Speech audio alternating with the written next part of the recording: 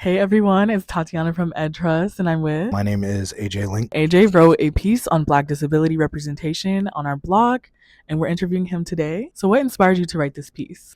Yeah, so I'm a black dude with a beard. I've got on a red hat, a gray shirt, some khakis, and some red Vans. I think for me, it was the opportunity to kind of express how I felt navigating the world without necessarily knowing what all of my identities looked like and what it looked like to have someone who possessed the multitude of identities that I do.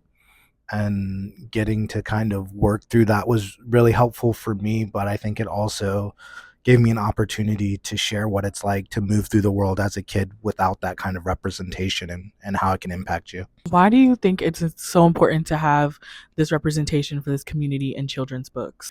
I think it's important for everyone to have representation, not just representation for black and disabled kids or black and neurodivergent kids or black and autistic kids. There's so many different identities and so many different ways of experiencing the world and growing up in it. I think just across the board, representation is important.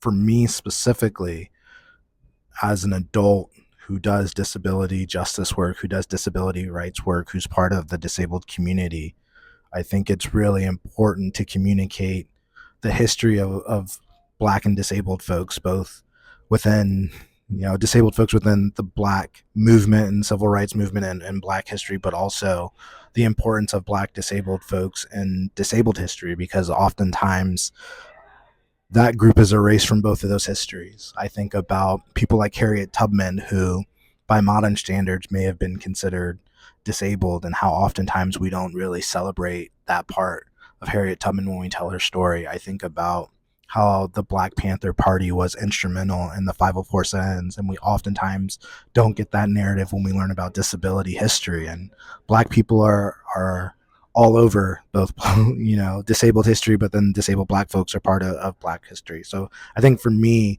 having that representation and that knowledge is super important, and I was really humbled to be able to write about that. And what is one book recommendation you can give to the audience? As a recommendation for kids, my favorite book is The Phantom Toll Booth by Norton Juster. I think for me, that book gave me the idea of the possibilities and made me fall in love with reading.